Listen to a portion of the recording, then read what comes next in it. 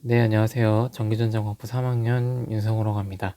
반도체공학 2주차 홈워크 2주차 강의 요약본 해설을 시작하도록 하겠습니다. 네, 우선 1단원의 내용부터 먼저 살펴볼 텐데요. 일단 1단원을 보면 1.4절에 이제 세미컨덕터와 컨덕터 그리고 인슐레이터에 해당하는 구별을 하는 기준이 나와 있습니다.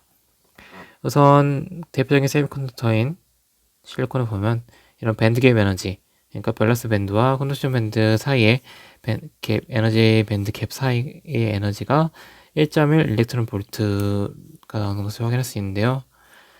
반면에 대표적인 인슐레이터인 SiO2를 보면 이 에너지 밴드 갭이 4 일렉트론 볼트 이상이 되는 것을 확인할 수 있습니다. 그래서 일반적으로 이 세미컨덕터와 인슐레이터를 나누는 기준은 에너지 밴드 갭이 4 일렉트론 볼트가 넘는지를 가지고 기준을 나누게 되고요. 4 일렉트론 볼트가 넘으면 일반적으로 인슐레이터라고 취급을 하게 됩니다. 네, 그 다음에 여기 보시면은 이제 도체, 컨덕터를 보시는 걸 확인할 수 있는데요. 컨덕터는 보시는 바와 같이 컨덕션 밴드 위에 일부가 차 있게 되고요. 그래서 이제 에너지 밴드 갭은 존재하지 않게 됩니다. 네, 그 다음에 이펙티브 매스를 보겠습니다.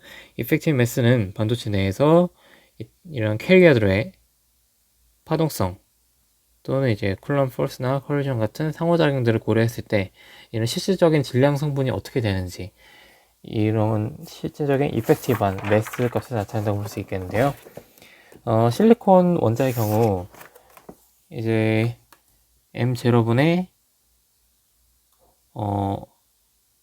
일렉트론의 이펙티브 매스가 0.26이 되는데요.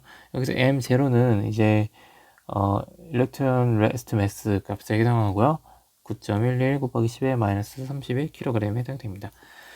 마찬가지로 이제 홀의 이펙티브 매스는 M0 대비 0.39배에 해당하는 것을 볼 수 있겠습니다. 네. 그 다음에 이제 데니시티 오브 스테이트, DOS를 알아볼 텐데요. 데니시티 오브 스테이트는 어떤 특정한 에너지 스테이트에서 전자가 특정 에너지 밴드에서 전자 또는 홀이 존재할 수 있는 에너지 스테이트의 개수를 의미합니다. 즉 에너지 스테이트의 밀도를 나타내는 것이죠. 다음 보시는 그림에서 이 DC는 컨덕션 밴드, EC 위에 해당하는 컨덕션 밴드에서 일렉트론이 거할 수 있는 에너지 스테이트의 덴시티를 나타내는 것이고요. DV는 밸런스 밴드, EV 아래 밸런스 밴드에서 홀이 존재할 수 있는 에너지 스테이트의 밀도를 나타내는 것입니다. 네, 그 다음 페르미 펑션을 보겠는데요. 페르미 펑션은 특정 에너지 레벨의 전자가 존재할 확률을 의미합니다. 그래서 이제 페르미 펑션은 다음과 같이 표시를 할 수 있겠는데요. 여기서 시계 나오는 이 F는 페르미 레벨인데요. 이 페르미 레벨에서 전자가 존재할 확률이 딱 2분의 1이 되는 것을 알 수가 있습니다. 이 그래프에서 보시는 바와 같이 에너지가 낮을수록 특정 페르미 펑션이 높은 값을 가지게 되고요. 그만큼 이 전자가 존재할 확률이 높아지는 것을 확인할 수 있습니다.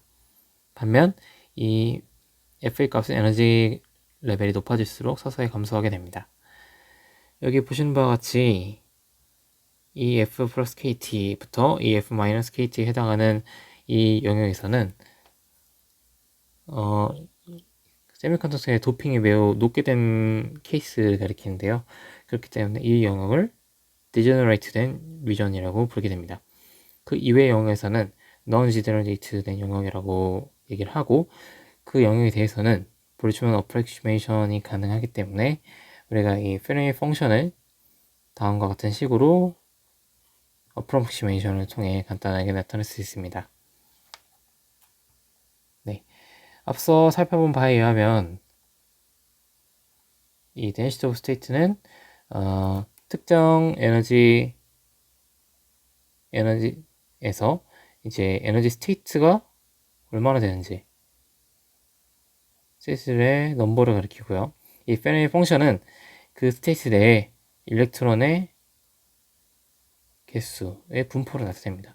그래서 이 density of state 곱하기 페르미 펑션을 곱한 값은 전체 캐리어의 개수를 알 수 있게 되는 것이죠. 그래서 이 일렉트론의 개수는 다음과 같이 펠 펑션 곱하기 컨덕션 밴드의 데니시티 오브 스테이트의 곱을 적분한 값으로 나타냅니다. 그래서 이거를 계산을 하게 되면 다음과 같은 식으로 나타나는데요. 여기서 이제 NC는 컨덕션 밴드의 effective density of state를 나타내고요. 마찬가지로 홀의 농도 P는 다음과 같은 식으로 나타낼 수 있고, 여기서 이제 NV는 밸런스 밴드의 effective density of state고 다음과 같이 정의가 됩니다. 네, 이퀄리브리엄 상태에서 NP는 NR 스퀘어라는 등식이 성립을 하기 때문에 NI는 루트 NCMV 2의 2KT분의 마이너스 밸런스 밴드 갭 에너지에 해당하는 값으로 정의를 할 수 있겠습니다. 네, 그 다음에 이제 일반적인 세미컨덕터 안에서는 차지 뉴트럴리티가 성립하기 때문에 포지티브 차지와 네거티브 차지가 같은 양을 띄어서 뉴트럴리티를 만족하게 됩니다. 그래서 여기 다음과 같이 보시는 바와 같이 N의 농도, N은 이제 일렉트론이기 때문에 네거티브 차지를 띄겠죠. 그리고 이제 Na 업세터는 세미컨덕터 내에서 이온화해서 네거티브 차지를 띄기 때문에 이런 두 값을 합한 값, 그러니까 네거티브 차지의 총 합계는 포지티브 차지, 즉 이 홀의 농도, 그리고 이제 도너도 마찬가지로 세미컨덕터 안에 들어가면 이온화해서 포지티브 차지가 뜨게 되겠죠. 그래서 이 포지티브 차지의 총합인 P 플러스 ND는 N 플러스 NA, 즉 네거티브 차지의 총합과 같게 되는 것입니다. 네, 그래서 이제 일반적으로 N으로 도핑된 경우, 즉 도너의 농도가 NA보다 훨씬 큰 경우에는 이 도너의 농도를 ND-NA 어세터 농도를 뺀 것으로 정의를 할 수가 있고요. 그리고 홀의 농도는 n분의 NI 스퀘어로 구할 수 있겠습니다. 마찬가지 원리로 P로 도핑된 경우 어세터에서 도너의 농도를 뺀 게 NI보다 훨씬 큰 경우에 P를 다음과 같이, 그리고 N을 P분의 NI 스퀘어 이렇게 나타낼 수 있겠습니다. 네, 챕터 2에서는 먼저 캐리어 농도에 영향을 주는 캐리어의 상호작용에 대해서 알아볼 텐데요. 그 상호작용은 크게 드리프트, 디퓨전, 리컴비네이션, 제너레이션 세 가지 케이스로 나눠볼 수 있겠습니다.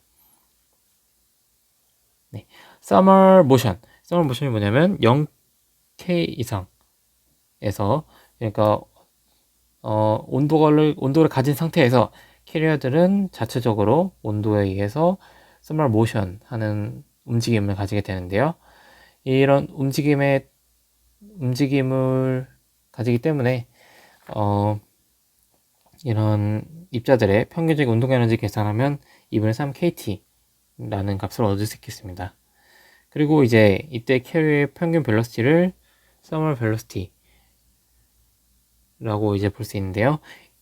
이건 이제 운동 에너지 값이 같다고 가정을 했을 때 2분의 3KT는 2분의 1 MVT의 제곱 양식이 성립하기 때문에 이런 VT는 루트 n분의 3KT 라는 값을 얻을 수 있습니다. 이때 값은 마찬가지로 충돌이 없을 때 값이겠죠. 네, 그리고 드리프트는 일렉트릭 필드 외에 캐리어가 이동하는 현상을 가리키는데요. 에너지 로스와 에너지 게인의 값이 충돌 전후에 같기 때문에 이런 캐리어들의 벨로시티는 다음과 같이 표시할 수 있겠습니다. 여기서 이제 파이 NP는 이제 mean free time이고요. NP는 effective mass입니다. 그래서 이제 모빌리티가 나는 값을 우리가 볼 수 있는데요. 모빌리티는 이제 다음과 같이 mean free time하고 effective mass 그리고 캐리어의 식으로 표시가 됩니다. 이 모빌리티는 반도체가 얼마나 빠르게 동작할 수 있는지 나타내는 값이기 때문에 반도체 성능을 나타내는 지표로 활용이 되게 됩니다. 네, 그 다음에 이제 우리가 스캐터링을 한번 알아볼 텐데요. 입자 결정 간에 이제 충돌이 발생하면 모빌리티에 큰 영향을 주기 때문에 스캐터링은 모빌리티에 끼치는 아주 중요한 요인 중에 하나가 될 수 있겠습니다. 이것은 이제 크게 포넌 스캐터링 그리고 이오나이즈된 임퓨리티 스캐터링으로 나눌 수 있는데요. 포넌 스캐터링은 웨지 스캐터링이라도 불리며 이 격자 내 원자의 진동 그리고 이제 격자 내 이제 임퓨리티 캐리어와의 충돌 이런 걸로 이제 발생을 하게 되는데요. 그래서 이제 이 포넌 스캐터링의 값은 이제 보는 density, carrier thermal velocity 항으로 표시를 할 수 있기 때문에 이런 거를 이제 근서방에서 계산하면은 이제 모빌리티는 포넌 스캐터링에 의한 모빌리티는 온도의 2분의 3승에 반비례한다라는 것을 볼 수 있겠습니다.